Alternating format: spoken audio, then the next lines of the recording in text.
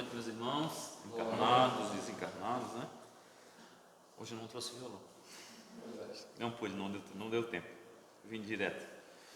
Mas eu vou conversar um pouquinho hoje com vocês, mais diretamente dentro da doutrina, que eu acho bastante interessante nesse momento que a gente está passando. Eu não trouxe violão, mas eu trouxe uma letra de uma música que eu acho bastante interessante, que ela fala o seguinte: quero paz na minha vida, quero luz no meu caminho, quero viver. Entender que tudo passa, que a terra é uma escola. Quero aprender, o amor é a estrada que devemos caminhar. Quem tiver vontade firme tem felicidade. Vem viver a emoção, dê a mão, vamos seguir. Quem quiser um tempo novo tem que ter bondade. E o refrão diz o seguinte: eu quero amor, eu vou te amar. Fazendo assim, a nossa vida vai mudar. Por que eu trago essa música no começo? Justamente para falar agora na minha palestra, né?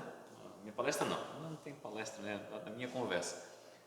Causa das aflições, justiça das aflições, que está lá no nosso Evangelho. E quando a gente começa a pensar nisso, né? Por que a gente sofre? Por que nós estamos sofrendo, né? E muitas vezes a gente não se dá conta que muitas vezes são consequências da nossa vida atual e que outras vezes são consequências das nossas vidas pretéritas. Então, só para a gente ter ideia, vamos lá. Um coração de paz não é conquista que se adquire apenas com a ausência do mal, mas principalmente pela presença do bem. É o espírito da Karina que falou isso no livro Coração em Busca de Paz. Umas coisinhas para a gente refletir, que está lá no capítulo 4, aliás, no capítulo 5, item 4 e 6 do Evangelho. Não há uma só falta, por menor que seja, que não acarrete consequências mais ou menos dolorosas. O homem sofre aquilo que fez os outros sofrerem. Se foi duro e desumano, poderá ser tratado com dureza e desumanidade. Se foi orgulhoso, poderá nascer numa condição humilhante. Se foi avarento, egoísta, ou empregou mal sua fortuna, poderá ser privado do necessário. Se foi um mau filho, poderá sofrer com os próprios filhos, e assim por diante. Deus não coloca fardos pesados em ombros fracos, pois o fardo é proporcional às forças, assim como a recompensa será proporcional à resignação e à coragem. Eu sei que vocês estudam aqui, né? Então nós temos o Evangelho segundo o Espiritismo, o Livro dos Espíritos, Céu e Inferno, Memórias, Coração em Busca de Paz, enfim, uma série de livros, né? E de inscrições e até de codificações deixadas aí por Kardec, são 5 livros dele, mas tem outras coisas que a gente pode também pesquisar. Isso, quando a gente estuda, a gente começa a fazer alguns questionamentos, né? E às vezes a gente está preocupado. Eu estou vendo muitas pessoas hoje sofrerem com tudo que está acontecendo. E aí às vezes eu faço a pergunta, né? É só hoje que a gente está sofrendo ou a gente está sofrendo um pouco mais porque a gente se voltou para dentro, né? Como a gente tem mais tempo, quem pode ficar em casa, tem mais tempo para pensar e às vezes não consegue digerir isso, acaba sofrendo bastante. E aí a pergunta fica, né? Por que eu estou sofrendo? Porque nós temos quatro tipos de mundos, né? Os primitivos, o de provas e expiações, os de regeneração e os mundos ditosos ou angelicais, por aí fora, como alguns gostam de falar. Mas se nós já passamos pelos mundos primitivos, e já passamos, por isso que nós estamos num planeta de provas e expiações, né? Nos encaminhando para um planeta de regeneração. Qual é a dificuldade? Sabemos nós que elas são muitas, por isso que estamos aqui. Se as não tivesse, com certeza, né, nós pularíamos, né, aqui do primitivo direto lá para a regeneração. Mas não, nós precisamos, né, estar aqui encarnados no corpo de carne, para que passamos por várias provas, várias consequências, né, várias expiações. Na frente a gente vai ver isso aqui, para que a gente possa ter um melhoramento. Não é físico, é moral. E essa é a maior dificuldade do ser humano. Todos, né? Quando a gente faz uma palestra, né? Meu parceiro ali que vai fazer palestra na nossa casa, a gente faz a palestra para a gente, né? A gente faz para nós, né? Porque a dificuldade é de todas as pessoas. Você conseguir lidar com isso é bem complicado. A Terra é um exemplo de mundo expiatório, cujas características comum é servir para resgatar as culpas dos espíritos rebeldes. Quantas encarnações nós já tivemos, né? E rebeldes ainda continuamos. Ontem no nosso grupo de estudo tem um amigo que diz: eu já perdi o pavio, agora eu não tenho mais pavio. Daí eu até disse para ele assim: Joel, por que nós temos 2 orelhas ou 2 ouvidos e uma boca? Todo mundo parou? É para a gente ouvir melhor. Imagina se eu tivesse 2 bocas, o trabalho que seria, né? Então, ouve primeiro, depois fala. Esse é um exercício que se tem que fazer diariamente. Lá naquele filme Nosso Lar, né? Quando o André estava lá na caminha, o que eles davam para o André não falar? Água, bota água na boca, fica com a boca cheia, né? E só depois tem isso que vai falar. A Terra, nós somos exilados aqui, esses espíritos têm que lutar contra, olha só, quando a gente encarna na Terra, perversidade e rigor da natureza. Nós estamos agora lidando com o rigor da natureza. O vírus é uma coisa natural. Vocês já viram um cadáver? Nunca viram? Eu já tive a oportunidade de mexer com isso, então posso dizer. Cara, é coisa muito louca. Como o corpo do animal, ser humano ou qualquer bicho, mas do ser humano vamos falar, né? Como esse corpo desintegra e quanta vida existe dentro dele. Que a gente não vê. Se eu desencarnar agora, dentro de poucos minutos, vai haver uma desintegração da minha matéria. Eu perco, né, a energia vital e aí eu libero, né, combustível para outras vidas tomarem posse. Então a gente está passando, né, nesse momento agora, segundo Santo Agostinho, por um rigor da natureza. Um rigor da natureza. Mas por que a gente passa esses rigores, né? Por que a gente passa essas dificuldades? Porque a gente vem para cá quando a gente encarna, e eu não lembro que eu fiz isso, como também vocês não fizeram, né? Quando a gente pediu para reencarnar, e aí a gente pede, eu quero prova, eu quero algumas provas, eu quero algumas expiações, né? As provas elas são escolhidas por nós e as expiações são impostas a nós. Olha só que coisa louca. Então as provas eu peço, eu quero nascer bonito, de olhos azuis, 1,90 m, né? Ser modelo, ser rico, bom isso, né? Que prova boa é essa, né? Eu peço provas, e aí com essas provas é que vai fortalecer o meu espírito para as próximas jornadas. Agora, será que eu vou tirar uma boa nota nas provas que eu vou fazer? Será que eu vou tirar boas notas naquelas expiações impostas a mim que eu reclamo todo dia? A sogra é uma chata, a mulher é uma chata, o filho é um chato, o emprego é um chato, o emprego é ruim, eu não sei o quê. Será que o que a gente tem hoje, a gente tem consciência que foi nós que de certa forma acordamos para estarmos agora nesse momento? Eu vou ser bem sincero com vocês, tá? Quando a gente fala disso, né, de expiação e de prova, eu tenho certeza absoluta que eu estou no lugar certo, na família certa, na profissão certa. E quando eu faço a reflexão, eu lembro que eu dizia para o pessoal, né, mas não, eu estava pronto nos momentos exatos aonde abriram-se as portas. As portas se abriram e eu estava pronto para entrar. Aí se pergunta, tu gosta dessa profissão? Eu não gosto muito, mas quando a porta abriu, eu entrei. Aprendi a gostar depois, né? Mas ela estava pronta. Aliás, eu estava pronto. A porta abriu e eu entrei. Como a gente entra nas relações, como a gente entra em qualquer lugar. A porta está aberta. Agora, nós acordamos para fazer isso, né? Nós acordamos. E aí agora nós temos que raciocinar, né? Se tudo isso que acontece diariamente na nossa vida É bom ou é ruim? Se reclamarmos, fica pior. Então nós temos que começar a nos aceitar do jeito que somos. Bonitos, feios, magros, gordos, ricos, pobres, né? Porque eu sempre digo que a grama do vizinho é sempre melhor que a nossa. As aflições, elas são desnecessárias, mas são escolhidas.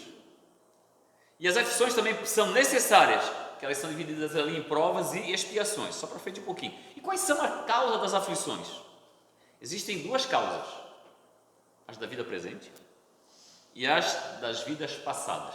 Cara, como é que esse cara vem falar de vidas passadas, né? Como é que eu vou estar aflito hoje porque eu tive uma vida passada ruim? É real, é real. Né? Um dia nós vamos ter essa certeza, né?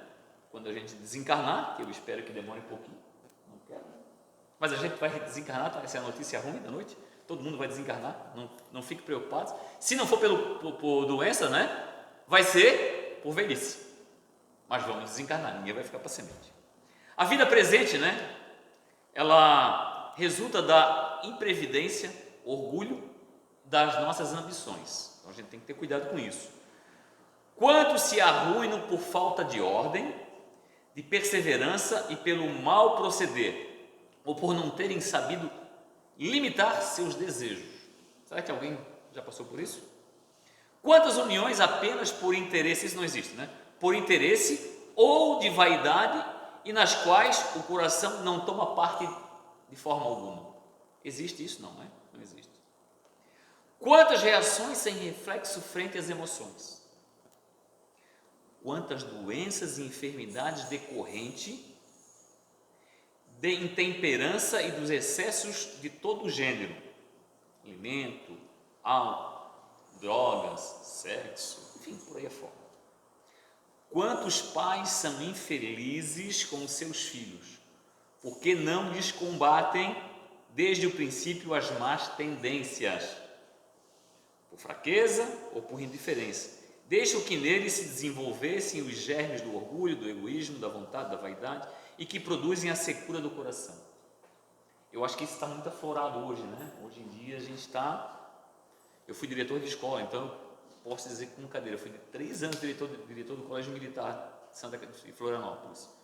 Então eu sempre batia na tecla dos pais, né? Eu dizia para eles, não abandone os filhos. Os filhos, eles têm a necessidade do jardim, as séries iniciais, o fundamental e o médio. Até o fundamental, todo mundo participa de reunião. Quando chega no médio, some todo mundo. Eu dizia, mas como some? Eu tenho 500 alunos, cara. Aí aparece 10 pais.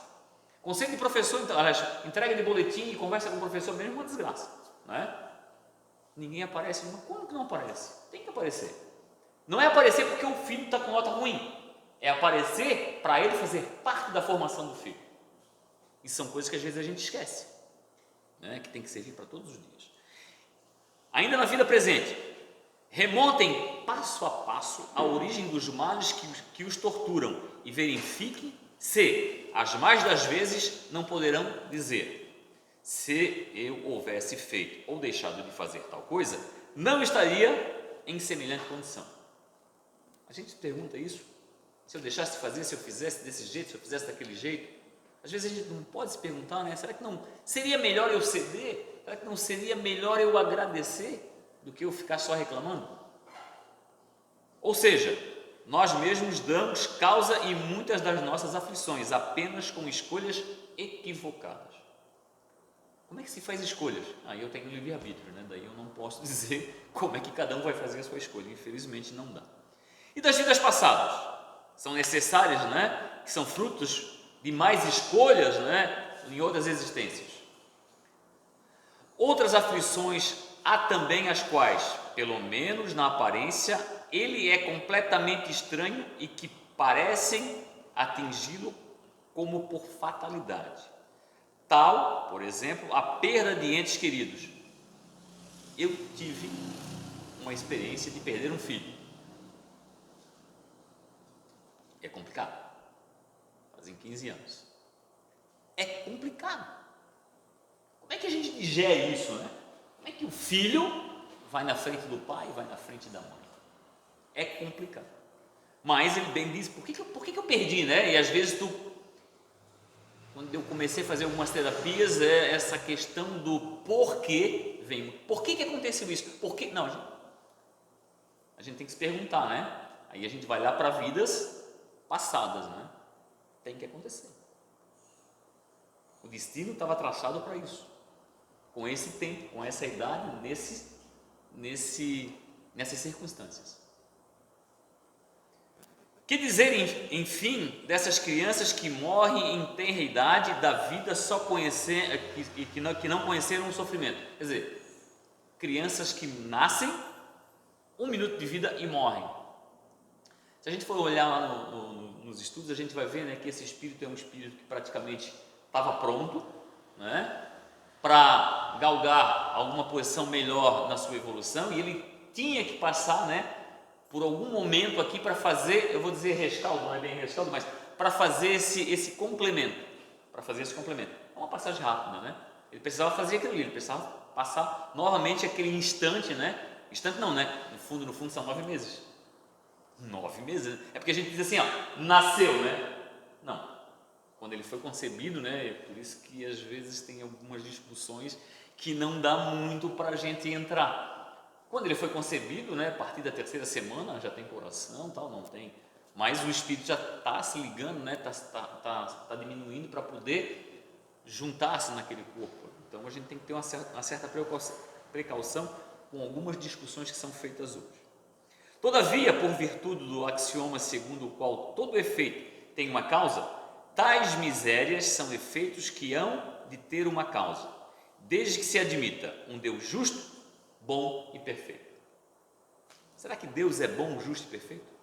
O homem, pela ação de uma rigorosa justiça distributiva, sofre o que fez sofrer aos outros. Se foi duro e desumano, poderá ser, a seu turno, tratado duramente com desumanidade. Se foi orgulhoso, poderá nascer humilhantemente em condições ruins. Se foi avaro, egoísta, ou se fez mau uso das suas riquezas, poderá ver-se privado do necessário. Se foi mau filho, poderá sofrer pelo procedimento de seus filhos. E isso a gente vê diariamente, né? Quem assistiu o repórter semana passada, eu fiquei horrorizado, né? Um filho pega o pai em Blumenau, bota dentro do carro e larga na rodoviária de Tijucas, com R$40. O que aconteceu, né, entre esses dois? Ah, mas ele é alcoólatra, mas ele é isso, mas ele é aquilo. Tem outras soluções, né, do que abandonar, né? Mesmo, olha só a prova desses dois, né, tanto de pai quanto de filho. Quer dizer, o filho agora faz com o pai de repente o que o pai fez com ele em outras vidas, né? Quer dizer, o resgate que era para ser feito acabou não sendo feito, porque isso vai ser cobrado, né? Quer dizer, é uma prova isso, né? Daqui a pouco eu sofro alguma ofensa, e aí, justamente de uma pessoa que eu teria que sofrer a ofensa, e aí eu não contento com essa ofensa, eu vou lá e eu mato o cara. Mas a gente já vem nessa vida justamente para ter aquele momento de confronto, para que eu possa pensar e não agir novamente como eu provavelmente tenha agido, né, na vida passada. Então, registrar o passado, né, tendo a oportunidade de nós recuperarmos o nosso futuro. A gente tem que ter essa preocupação. Uma nova encarnação é sempre a oportunidade única para as conquistas de novos aprendizados e para o resgate de nossos débitos.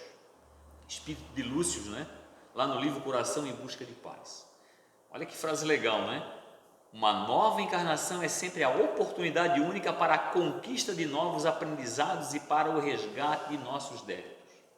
Então vamos aproveitar, né, meus irmãos?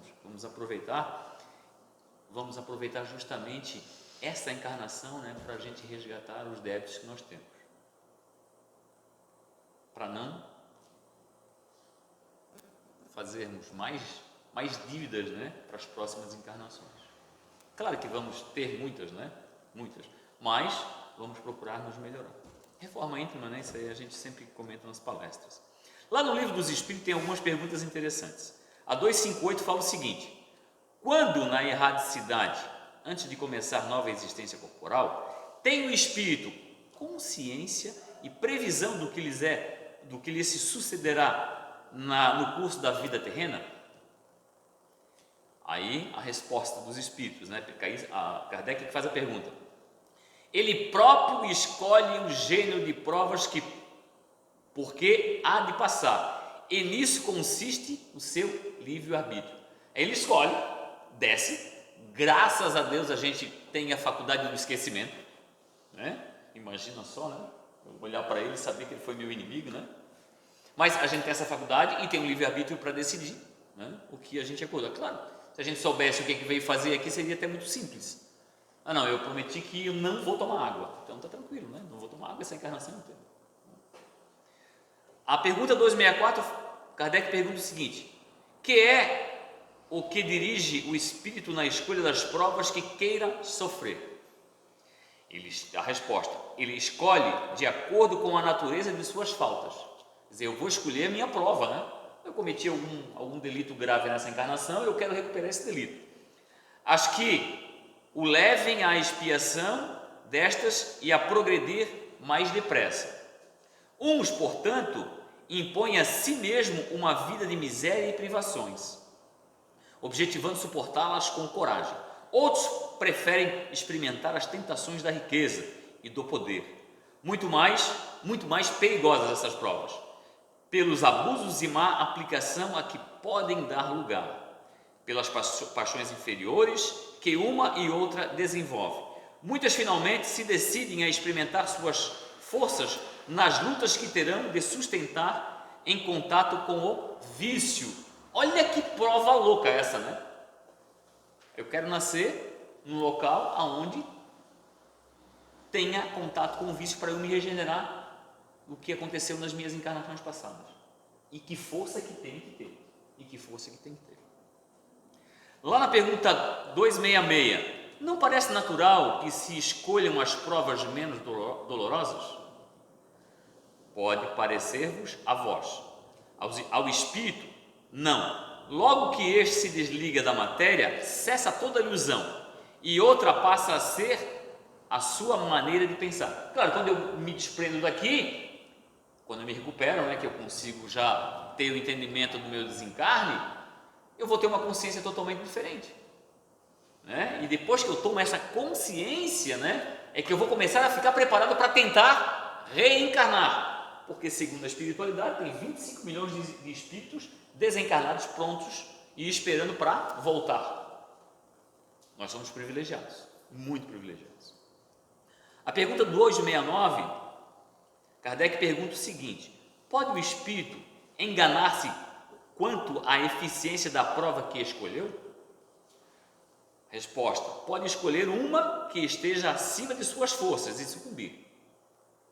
Pode também escolher alguma que nada lhe aproveite. Como sucederá se buscar vida ociosa e inútil? Mas, então, voltando ao mundo dos espíritos, verifica que nada ganhou e pede outra chance, né, para recuperar o tempo perdido. Quer dizer, eu pedi uma prova, vim para cá, não consegui executá-la, né, joguei a minha vida fora, principalmente aqueles que gostam de tirar a vida, né? Principalmente aqueles que gostam de tirar a vida.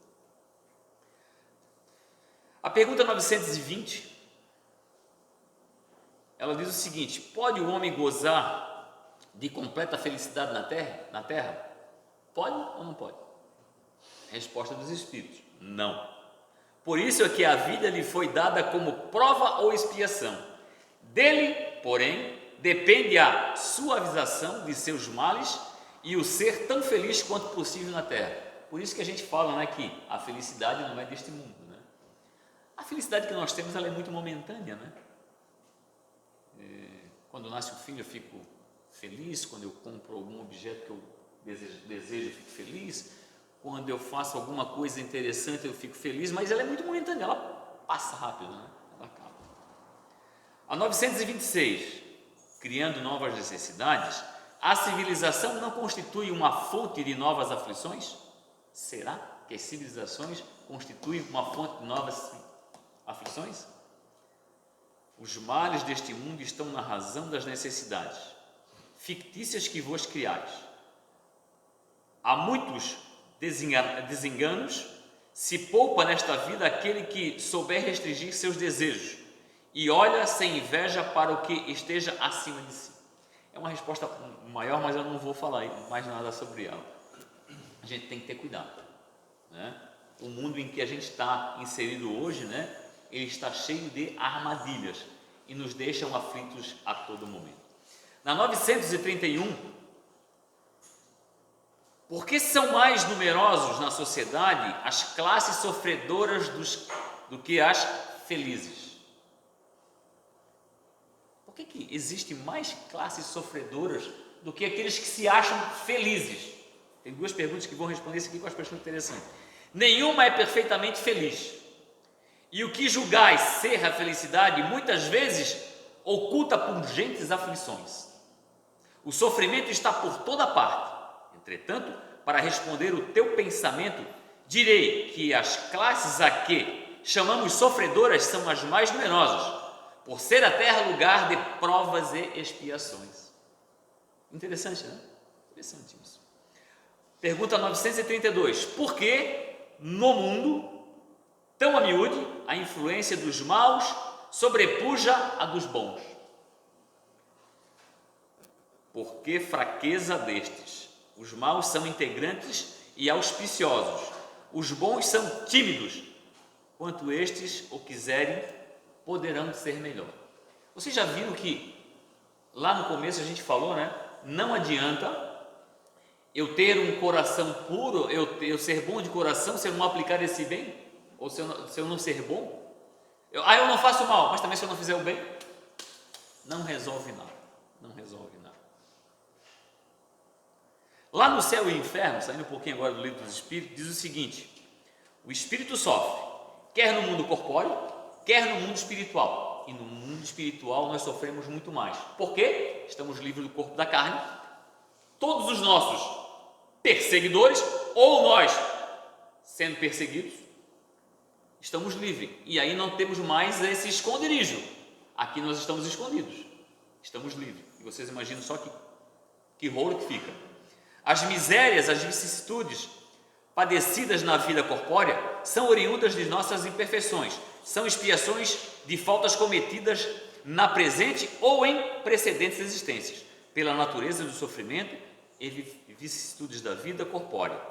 Pode julgar-se a natureza das faltas cometidas em anteriores existências e das imperfeições que as originam.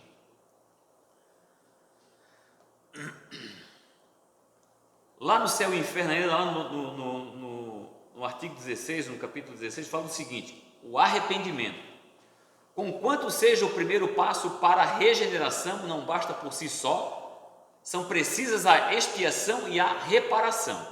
Arrependimento, expiação e reparação constituem, portanto, as três condições necessárias para apagar os traços de uma falta e suas consequências. O arrependimento suaviza os travos da expiação, abrindo pela esperança o caminho da reabilitação. Só a reparação, contudo, pode anular os efeitos, distribuindo-lhe a causa. Do contrário, o perdão seria uma graça, não uma anulação.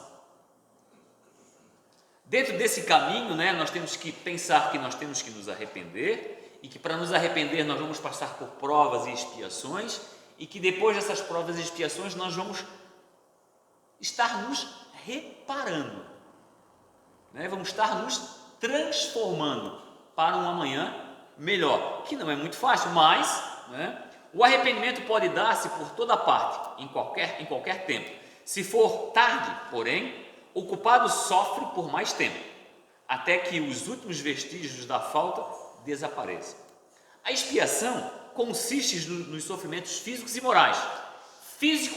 morais, que lhes são consequentes, seja na vida atual, seja na vida espiritual, após a morte, ou ainda em nova existência corpórea. A reparação consiste em fazer o bem àqueles a quem se havia feito mal. Quem não repara os seus erros numa existência, por fraqueza ou má vontade, achar-se-á numa existência em contato com as mesmas pessoas que de si tiveram queixas. Então, quem não se conciliar com a sogra agora, com certeza na outra vida vai voltar com a sogra. Tome cuidado, brincadeira, só para descontrair. em condições voluntariamente escolhidas, de modo a demonstrar-lhe reconhecimento e fazer-lhes tanto bem quanto o tenha feito, praticando o bem em compensação ao mal praticado, isto é, tornando-se humilde se tem sido orgulhoso, amável se foi austero, caridoso se tenha sido egoísta, benigno se tenha sido perverso, laborioso se tenha sido ocioso, útil se tenha sido inútil, frugal se tenha sido intemperante, trocando em suma por bons ou maus exemplos perpetrados, e desse modo progredir o espírito, aproveitando-se do próprio passado. Então, a gente tem que fazer essas reflexões, né? Tudo que eu fiz de ruim, eu tenho que buscar melhorar, né? Eu tenho que buscar melhorar, senão eu não consigo progredir. Está quase acabando, tá, gente? Falta 302 páginas. Corações em busca de paz.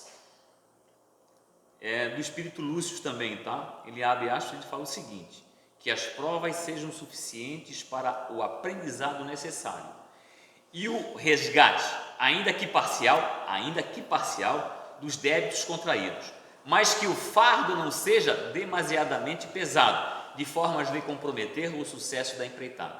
A gente sabe que o fardo aqui é pesado, né? Mas Jesus já dizia, né? Eu não coloco fardos em ombros fracos. Tudo que a gente veio para passar aqui, a gente tem condições de suportar. Lúcio ainda fala o seguinte: as provas e as oportunidades têm que ser do tamanho da capacidade da pessoa.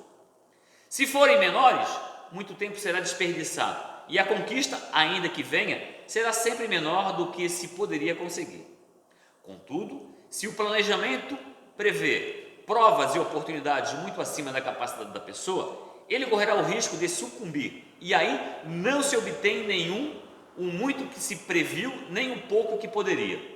Assim, um programa de vida tem que precisar à medida da capacidade sociomoral e intelectual para a reencarnação. Quer dizer, agora vem uma coisa interessante: quando eu for me preparar para reencarnar, eu tenho que pensar em algumas coisas lá em cima.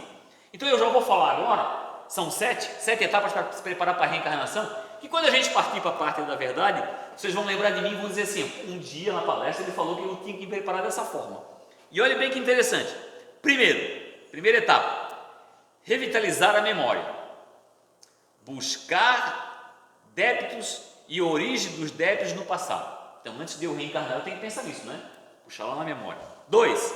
Verificar as necessidades de conquista. De posse dos dados das vidas pretéritas, aferir quais as suas necessidades da conquista. Não é conquista financeira, tá? Perdão, reconciliação e humildade. E também que ferramentas dispõe para o início do progresso. 3. Reencontro de amigos da família espiritual. Encontrar componentes da família espiritual que tenham condições de orientar e educar na próxima jornada. Pais, irmãos, amigos, com certeza a gente vai fazer isso quando estiver lá em cima. Traçar o roteiro de vida. Olha que coisa interessante, eu tenho que traçar o roteiro de vida antes de eu encarnar. De posse destes dados, traçar o roteiro de vida que apresente oportunidade de aprendizado, seja no campo pessoal, profissional, intelectual e moral, mas também haverá percalços, as dificuldades, os débitos a serem resgatados. Assim, não terão um destino, mas um roteiro. E aí ele diz o seguinte: nós teremos nesse roteiro uma coisa chamada livre-arbítrio. O 6º, encontro com os futuros pais. Nós escolhemos os nossos pais, que coisa boa. Então agradeçam seus filhos por terem escolhido vocês. O espírito se encontrará com os futuros pais, irmãos, mestres e todos aqueles que assumirão algum papel importante na experiência que irão viver. 7º, escolha de um anjo da guarda. Eu escolho até o anjo da guarda. Coisa boa isso. Encontrar um irmão do plano espiritual que receberá a incumbência de acompanhar seus passos e orientar quando necessário. Então, meus irmãos, nós temos um anjo da guarda, não esqueçam disso, que sopra no nosso ouvido: não faz, não faz, não faz, e eu faço. Toda a preparação e o resultado. Essa é uma orientação lá de Lúcio também, que ele diz o seguinte, abre aspas, é óbvio que todos passam por situações semelhantes, embora a complexidade esteja diretamente ligada às necessidades e ao grau de evolução de cada um. O homem na Terra tem, reiteradamente, sucumbido diante da prova, infelizmente. Causas de queda nas encarnações. Do Lúcio que fala ainda. Normalmente o homem começa a se perder quando passa a valorizar excessivamente as coisas da matéria e acaba por deixar decair quando se afasta de quem? De Deus, deixando de lado os valores religiosos que estão no coração de todos nós. Erros mais comuns, os bens materiais, o poder e o desvio através do sexo, dentre de outros, tem sido a razão maior do afastamento do homem de seus roteiros. Isto acontece porque ainda não aprendemos a vencer as nossas inclinações. Então vejam vocês, né, que reencarnar não é simplesmente voltar ao corpo físico, né? Reencarnar é cumprir todo um roteiro que nós traçamos no plano espiritual para nós termos êxito nessa encarnação. E tendo êxito nessa encarnação, com certeza nós vamos subir um degrauzinho a mais quando voltarmos para a pátria da verdade. E aí vamos fazer isso, né? Muitas e muitas vezes, né? Porque uma encarnação só não é suficiente para que a gente recupere, se reconcilie, cumpra as provas, cumpra as expiações e cumpra tudo aquilo que a gente acordou em determinado momento, para que a gente possa então, de certa forma, né, sermos reclassificados no mundo espiritual como uma moral já elevada até para poder estar à disposição da própria espiritualidade para continuar trabalhando no caminho da evolução própria e de todas as pessoas que nos cercam. Então, meus irmãos, que a gente possa, né, eu sei que fica muito maçante isso, mas às vezes essas reflexões elas são importantíssimas para que a gente tenha a percepção que as nossas aflições estão ligadas diretamente à vida presente e às vidas passadas. Que Jesus nos abençoe e nos guarde hoje e sempre.